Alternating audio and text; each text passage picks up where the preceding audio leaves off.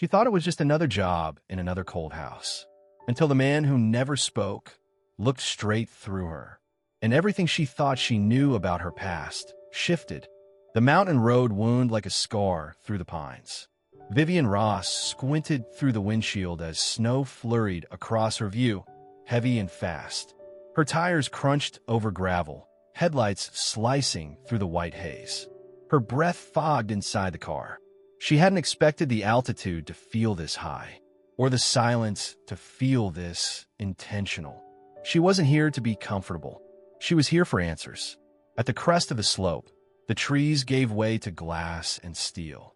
The Thorne estate appeared without warning, a brutalist mansion built into the hillside, surrounded by dense forest, camera towers, and a perimeter gate that opened before she even touched her phone. He was watching her already. Vivian pulled into the circular drive, parked, and sat for a moment with her hands still on the wheel. She hadn't taken a private chef job in nearly 2 decades. But this wasn't just a job. This was a thread. A thread her husband left behind before the heart attack that didn't quite add up, before the file that vanished from his office, before the voicemail he never got to explain. Thorne's not who he says he is, Viv. If anything happens to me... She stepped out into the cold. The inside of the estate was warmer, but not by much. Minimalist. Concrete, glass, slate. A fireplace crackled low in the corner, but the heat didn't seem to reach the air. A woman in all black, house staff, likely, greeted her with a clipboard and silent efficiency. "Kitchen's this way," she said, her voice clipped. "Mr. Thorne prefers silence in the halls. No wandering." Vivian smiled faintly. "I prefer full pantries. Let's hope we're both lucky." The woman didn't smile back. They passed walls lined with abstract art, a staircase that floated. No family photos. No trophies. No sign anyone lived here. And then, the kitchen. It was enormous. Stainless steel. Industrial grade. 2 islands. Walk-in fridge. Enough to cook for 50. But she was only cooking for 1. She set down her bag and looked around. "Inhale. Exhale. You'll be given a weekly menu to follow," the woman said. He doesn't like improvisation." Vivian raised an eyebrow. "He'll hate me then." That night, she cooked quietly. Roasted duck with winter squash puree, rosemary polenta on the side. She plated for 1, lit no candles, poured no wine. She didn't expect him to appear. But just before 8 o'clock, he did. Callum Thorne. Younger than she expected. Maybe 40, maybe less. Broad-shouldered in a black sweater. Dark hair swept back, clean-shaven. Not a wrinkle in sight, but something older in the eyes. A stillness too practiced. He entered without speaking. Sat at the end of the 10-seat table. Didn't touch his phone. Didn't look at her. Didn't make a sound. Just watched the plate in front of him like it might tell him something about her. Vivian didn't introduce herself. She served, then stepped back into the shadows, watching from the edge of the kitchen. He took 1 bite, then another. No compliments. No questions. No noise. But when he finished every bite, he looked up. Just briefly. Just enough. And Vivian knew. He recognized her. Not from a resume. From somewhere else. The snow had stopped sometime before dawn. But the silence remained thick, intentional, the kind that pressed against the walls and settled into your chest. Not the peace of quiet, but the tension of something unsaid. Vivian stood barefoot in the kitchen, clutching a warm mug between both hands. She hadn't slept. Not really. Too much on her mind. The faint scent of rosemary from last night still lingered in the air, mixed now with the scent of cinnamon and early frost leaking through the kitchen windows. She took her coffee to the sink, watching the icy world beyond the glass. No beds, no tire tracks, no sound. Was this how he lived? Every day, locked in glass and silence and cold. She'd seen grief do strange things to men. But this felt like a fortress built from guilt. No one greeted her. There was no menu on the counter. No list of restrictions. Just silence, and a pantry stocked to military precision. She cooked anyway. Soft scrambled eggs with goat cheese. Toasted brioche. Fennel pear salad dressed in honey lemon. She plated everything with elegance, even if no one would see it. That was how she honored her craft and the man she was quietly following. At 7:58, a silent staffer arrived to collect the tray. He said nothing, didn't meet her eyes, just took the silver tray and vanished. Callum didn't appear, but Vivian knew he was watching. He saw everything. She could feel it. By midday, she'd memorized most of the floor plan. The home was built with the kind of architecture designed to intimidate. Sharp corners, open spaces, smooth concrete, dark steel. Cold, expensive, disconnected. Vivian pretended to search for the wine cellar. She needed a reason to move freely, and food was always a good one. That's when she found the door. At the end of the west hallway. Heavy oak, matte black. No knob, no keypad, no visible lock. The kind of door that didn't need one. She stepped toward it, heart steady but alert. There were scuffs on the floor in front of it. The faintest trace of footprints. Not from today, but not from long ago either. It didn't belong. Not in a house where everything was either open or electronically controlled. This door had weight. Intent. She placed a hand against it. Cool. Solid. It didn't move. But it didn't need to. It had already told her what she needed to know. Behind her, a quiet noise. Not footsteps, just the shift of air, the sense of presence. She turned. Callum Thorne stood halfway down the corridor, arms relaxed, posture casual, expression unreadable. Dark sweater, bare feet, same gaze, sharp and unblinking. Vivian didn't flinch. I thought I saw a pantry door. It's not. He didn't raise his voice. He didn't move. But the words weren't a warning. They were a wall. Vivian gave a small smile. This whole place feels like a pantry. Cold, overstocked, and locked from the inside. Callum's jaw moved slightly. Not quite a smile. Not quite annoyance. But interest. You're not like the others, he said. I never am. And then he walked away, silent as always. That night, she cooked again. Roasted carrots glazed in maple, butter-braised chicken, saffron rice. She plated 2 servings this time, just in case. Only one was picked up. But when she returned to the kitchen after cleaning, there was something new beside the refrigerator. A small cream envelope. Heavy paper. Her name handwritten on the front. Vivian. She opened it slowly. Inside, a note, written in dark ink, neat block letters. You may cook whatever you choose. But if you go near that door again, your contract ends immediately. Siti. No salutation. No smile. Just a line in the sand. Vivian read it twice, then folded it once and slid it into her apron. She turned back to the dark window, her reflection barely visible in the glass. She wasn't afraid of the man, but she was very, very curious about the thing he was trying to protect, and she'd never left a thread hanging. The note stayed folded in her apron for 3 days. Vivian didn't respond to it, didn't acknowledge it, but she didn't forget it either. It pulsed against her hip like a low drum. Not a threat, but a reminder. He was watching, but he wasn't trying to scare her. No, Callum Thorne wasn't the kind of man who made threats. He set boundaries. He didn't shout, didn't punish, he removed, erased, made things disappear. So she waited. She cooked. She prepped. She polished the copper pans no one else touched. She greeted the silent staff with warmth they didn't know how to return. She moved through the house like a breeze behind closed windows, there but unnoticeable, and the house began whispering back. It started with a sound, a clink, a crash. Vivian was wiping down the marble counter when she heard it, the unmistakable break of glass on hardwood from the dining room. She hurried in. A young woman, the junior staffer, maybe 19, was kneeling, picking up shard from shattered wine glass. Vivian crouched beside her. It's just glass, she said softly. No blood. The girl shook her head quickly, eyes wide.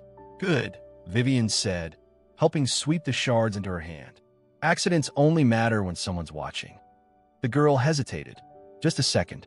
Then, without lifting her eyes, she whispered. That's what she used to say too. Vivian stilled.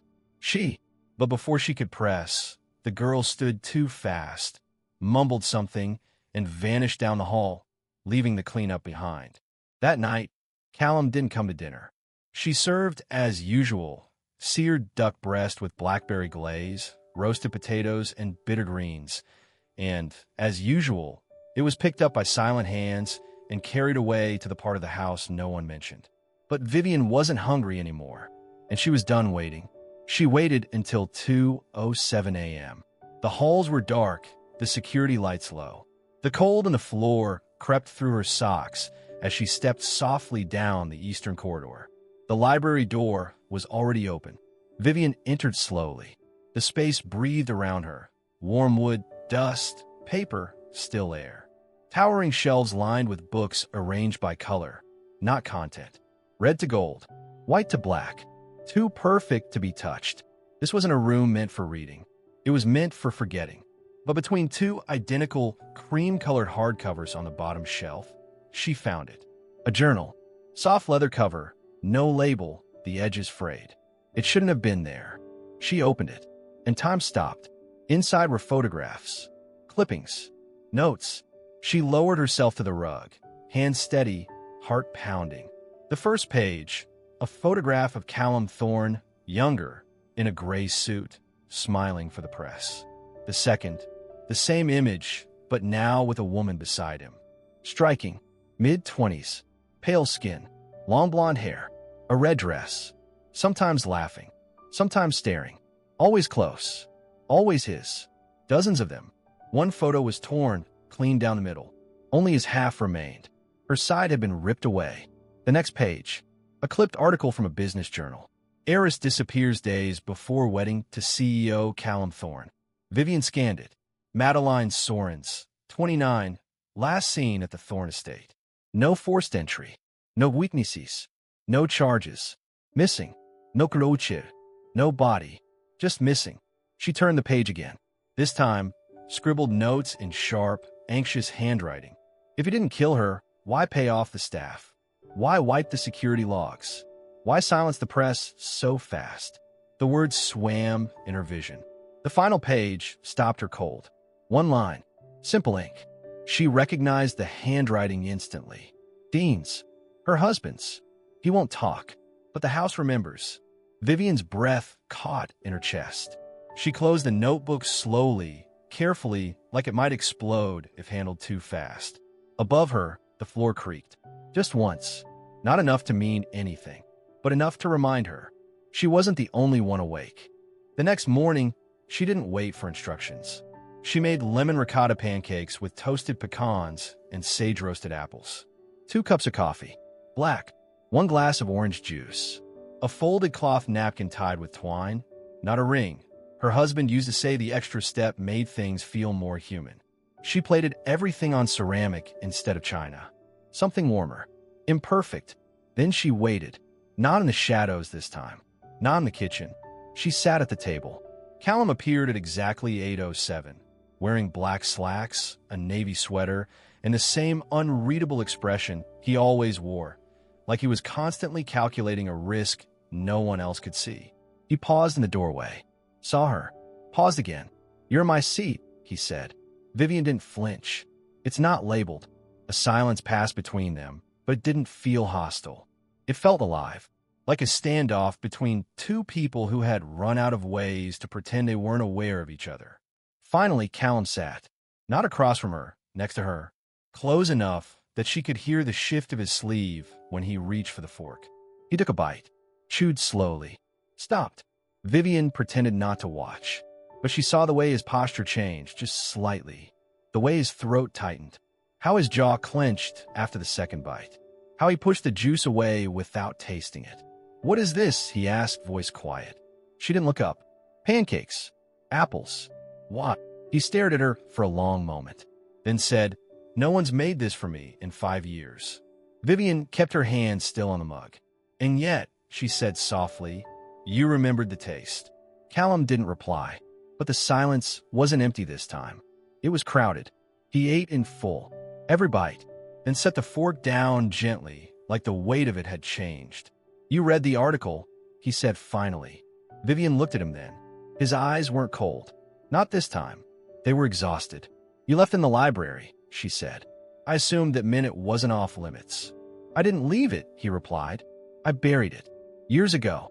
Someone must have pulled it out. You didn't destroy it." "I tried." Another silence.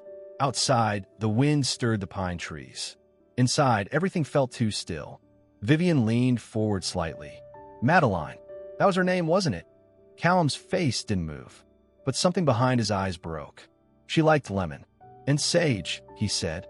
And she used to say napkin rings were the most pretentious invention mankind ever came up with. Vivian nodded once. Sounds like a woman I'd like. You would have, he said quietly. Then he stood. He left the dishes, left the room. But the next morning, he came to breakfast 10 minutes early and brought her a photo she'd never seen. A black and white image. Vivian's late husband, Dean, shaking hands with a younger Callum Thorne, both of them in suits, smiling in front of the Thorne estate's unfinished frame. Vivian stared at it in silence. Why did he keep this from me? She whispered. Callum's voice was distant. Because he knew you'd find your own way here. Vivian looked up, stunned. You knew who I was from the start. Callum didn't nod. He didn't need to. He turned away and walked toward the corridor.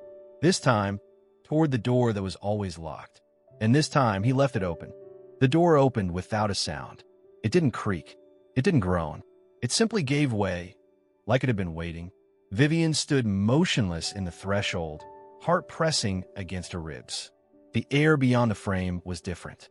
Still, as if sound itself had been held hostage there. The hallway behind her stretched back into silence. But the house felt closer somehow, like it had turned to face her, like it had taken a breath. She stepped in. No alarms, no bases, just grief.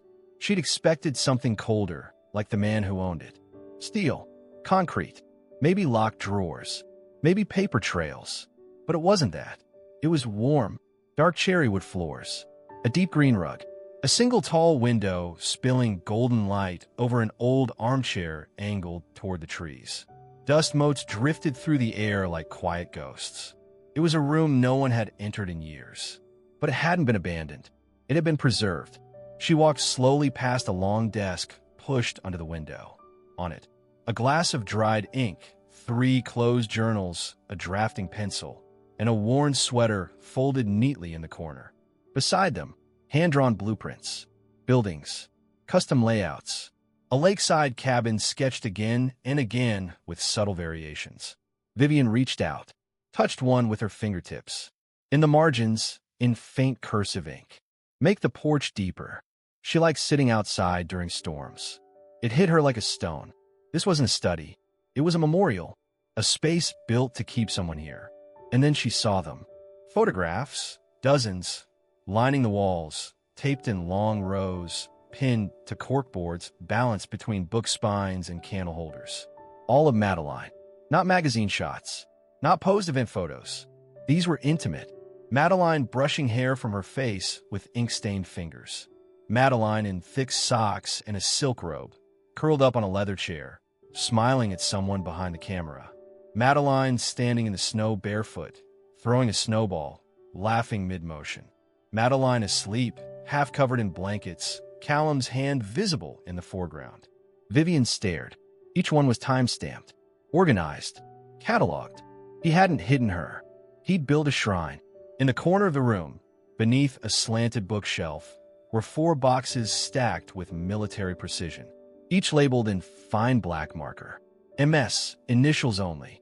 She crouched down and lifted the top box. Inside, a silk scarf, a dried lavender bundle, a half-burned candle, a jewelry dish shaped like a hand. A ring placed gently inside. And beneath that, a journal, different from the rest. This one she knew. Her hands trembled as she lifted it. Dark leather cover. Slight tear near the spine. Dean's journal. Her husband's. She opened it. Pages and pages of detailed notes. About the estate. About Callum. About Madeline. Timelines. Financial irregularities. Staff names. Disappearances. An entire map of silence and questions. Saw the room. Unchanged. He still comes in every Thursday. Alone. No new transactions on the private account, but someone's covering the maintenance on her father's cabin. Why? There's something in the basement behind the utility wall. Access is restricted, even to staff. Door doesn't show on floor plans. Vivian turned the pages faster now. Then she stopped. A line scratched halfway through. She didn't leave. She was torn. The page had been ripped violently from the spine. Her fingers tightened on the binding. But then she noticed something tucked into the very back, flat, folded twice. An envelope. Her name on the front. Vivian. She stared at it, heart hammering. Dean's handwriting. Undeniable. Untouched. She pressed it to her chest. Something thick lodged in her throat. He had left this for her. He had known she would come. The sound of footsteps behind her. Vivian turned. Callum, leaning against the doorway, eyes unreadable. No angel, no denaye, just exposed. She didn't speak. Neither did he. He looked at the room, the photos, the boxes, the life frozen in amber. And then he met her eyes. I didn't kill her, he said, voice low. It wasn't defensive. It was pleading. I know, she said quietly. But her voice cracked, because the truth was she didn't know anything yet. Not what Dean meant to say, not what the envelope contained, not what the missing page might have revealed. She clutched the letter tighter. Callum stepped aside. Read it, he said. Then decide. Vivian stepped out of the room, letter still pressed to her chest. The door stayed open behind her. But the past? It was about to come loose. The envelope felt heavier than paper had any right to. Vivian didn't open it in the house. She didn't trust herself to. Instead, she walked outside, boots crunching over frost-hardened grass, past the long wraparound porch, down toward the tree line where the estate dropped off into forest. There, on a moss-covered bench facing the mountains, she sat. Hands still, heart loud. She turned the envelope over once, then again, and finally broke the seal. Her name was at the top of the page. Viv, if you're reading this, it means I didn't have time to explain what I found. Not properly, not with the care you deserve. And I hate that I'm asking you to carry something alone again. But you always were stronger than me, weren't you? You always saw things I missed. She blinked hard. The pen ink had bled slightly, as if he'd written in a rush. I was wrong about Callum Thorne. Not about his secrets, he has them. But I don't think he's the monster they made him out to be. I think he's the kind of man who's been burying the same night for 5 years, hoping if he's silent long enough, it'll disappear. But that's not why I started digging. It wasn't about Callum. Not at first. Vivian's brow furrowed.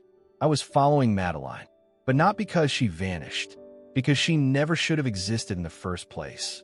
Viv, she wasn't just his fiancée. She was mine first. The words hit like cold water. She reread the line. Again and again. Dean had never mentioned her. Not once. It was brief. We were young. She broke it off. Said I wasn't built for her kind of life. She was right. I let it go. Years passed. Then I saw her name in a headline next to Callum's. I felt strange. Protective, maybe. Curious. And I did something I shouldn't have. I went to see her. Vivian sat up straighter. It wasn't a romantic thing. But we talked. She told me things. About the company. About Callum. About a property her father had left her. A lakeside cabin that Callum didn't know existed. She asked me to help her disappear. She was scared. Then, 3 days later, she was gone. The air went still. No wind. No birds. Only her breath in the cold. I don't know what happened. I think someone followed her. I think the secret she carried got her in deeper than she knew. Maybe it was Callum. Maybe it wasn't. But if I'm not here when you read this, you'll have to decide what to do next. There's a key hidden behind the radiator in my old office, taped beneath the left panel. It opens the safe deposit box in the 4th District branch under her name. I never had the nerve to look inside, but I think it's where the answers are. I am sorry for what I kept, for what I didn't finish, for leaving this at your feet. But Viv, you're the only one I ever trusted to finish what I started. Dean, Vivian sat for a long time after reading it. Not crying, not shaking, just holding the paper like it might vanish if she let go. She hadn't come for revenge. She hadn't come for closure. She'd come because her husband had whispered something he didn't have time to explain. And now, she was holding the ghost of his unfinished truth. Madeline had asked Dean for help. Dean had tried to protect her. And now Callum, the man she wasn't sure whether to expose or believe, was standing alone in a house full of memories and silence, while the real trail was waiting somewhere outside these walls. Vivian rose slowly, folded the letter with care, and tucked it inside her coat. She didn't look back at the house right away. She just whispered to the wind, "I'll find her, one way or another." Vivian left the estate before dawn. No note, no explanation, just the envelope in her coat and the key Dean had hidden away like a confession he never had the courage to speak aloud. As she drove through the winding mountain road, trees cloaked in frost blurred by her window, she didn't think about Callum. She thought about Madeline. The way a woman disappears when the world decides she's too dangerous to believe. She thought about Dean, what he gave up, what it cost him to keep a promise to a woman he barely knew, because his conscience wouldn't let him look away. And now, that promise belonged to her. Salt Lake's 4th District branch was quiet that morning. The bank's facade was unchanged from when she and Dean had opened their first savings account just blocks away. Same burnished brass handles, same green marble floor, same soft music that pretended everything was normal. Nothing was normal anymore. She walked up to the desk. "I need access to a safe deposit box under the name Madeline Sorens," she said. The clerk, a woman in her 60s with square glasses and weathered hands, looked up. Something flickered in her expression. Recognition? Surprise? Vivian handed over her ID. Then the key. Moments later, she was escorted to the vault. Rows and rows of metal drawers stretched before her like coffins with hinges. Box 304. It slid open with a soft click.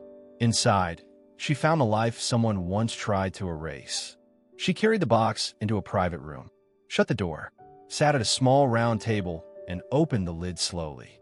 Inside, a flash drive in a red casing, a worn leather passport stamped with 3 countries, a folded deed with hand-scribbled coordinates, a single Polaroid photo yellowed at the edges. Vivian picked up the photo first. It wasn't staged.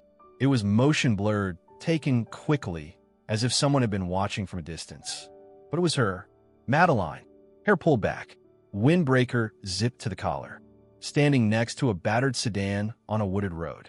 Her face mid-turn, eyes alert, mouth parted, like she'd just shouted something. And beside her a man, sunglasses, cap pulled low, hand at the small of her back like he was shielding her. The photo had no timestamp, but Vivian didn't need one. She turned it over. "M, safe at the cabin. We'll be back once clear. No contact till then." No name, but the handwriting, it was Dean's. A jolt ran through her. She flipped open the passport. Fake name, Madeline's photo, several entries from Canada, one from Argentina. She had vanished, yes, but she hadn't disappeared. She had escaped. The deed was next, a small lakeside property just over the border. The coordinates circled in red ink, labeled her dad's old land. Vivian folded it carefully and set it aside. Finally, she reached for the flash drive. She didn't trust the bank's computers. She pocketed it, stood, and left the vault without looking back. Back at a quiet hotel off South Temple, she slipped the drive into her laptop and waited. 2 folders, blueprints, recordings. She clicked blueprints first. Inside, PDF scans of the Thorne Estate's original blueprints, and one marked Revision B, redacted. It showed something no one else was ever meant to see. A second basement, below the main foundation. No ventilation, no cameras, no access on public schematics. Sealed. Vivian sat back. Callum had been hiding something. And then she opened recordings. Dozens of audio files. Most were garbled. A few were private calls, legal meetings, internal conversations. But one was different. Labeled, "Night Before Madeline Audio." She hit play. I told him I was out, that I wanted nothing more to do with it. But he wouldn't listen. He said once you're in, you stay in.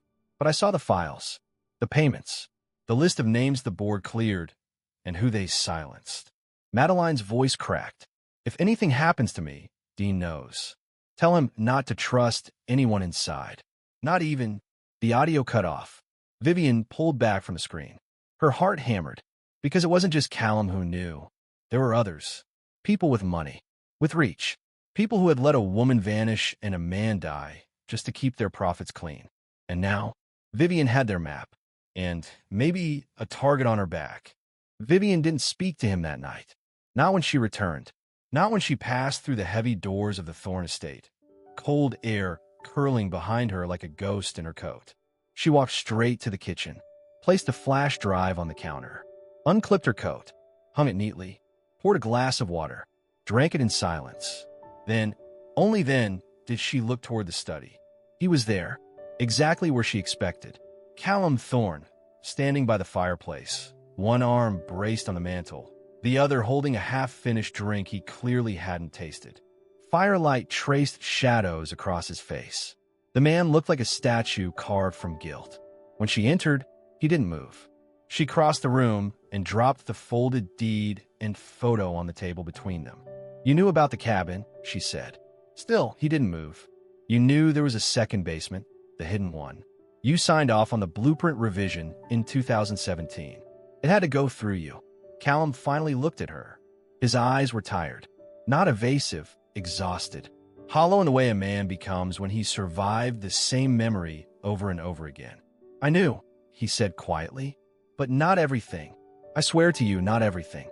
Vivian stepped forward, voice steady. "I have her voice on tape. Madeline.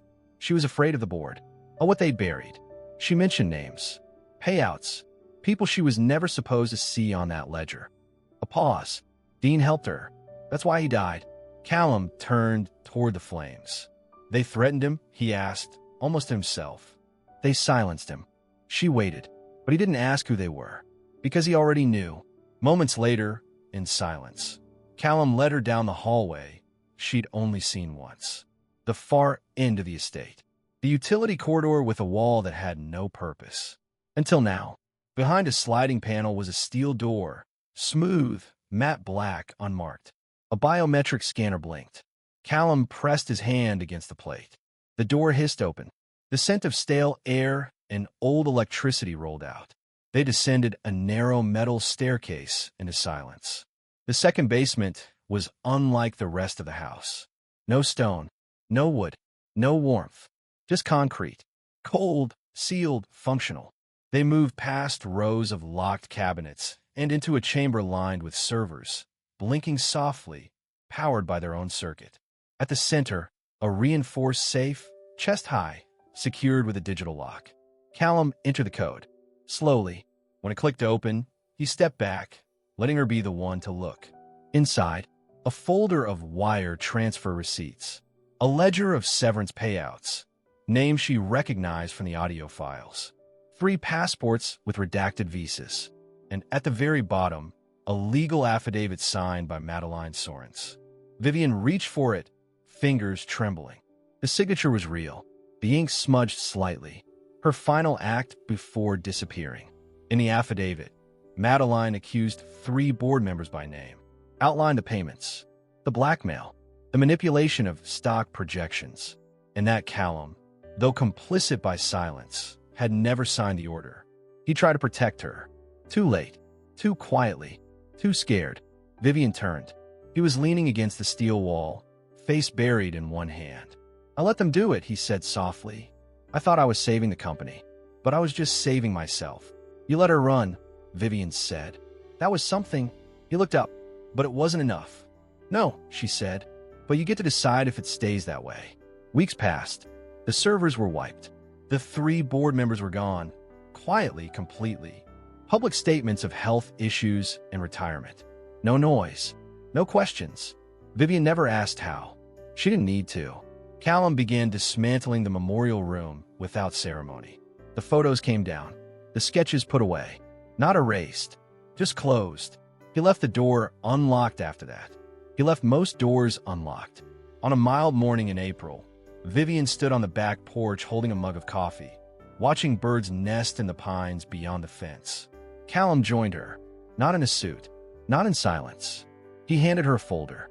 Inside, a deed to the lakeside cabin. "She wanted you to have it," he said, "in case she never came back. She trusted Dean. She'd have trusted you too." Vivian stared down at the paper for a long time. And then, "What if she does come back?" Callum's voice was steady. "Then we thank her for surviving, and we let her live the life she built." Vivian met his eyes. No secrets left between them. Just quiet. Just grief. Just something neither of them had dared believe they could still have. Peace. And maybe in time, love. But this time built on truth.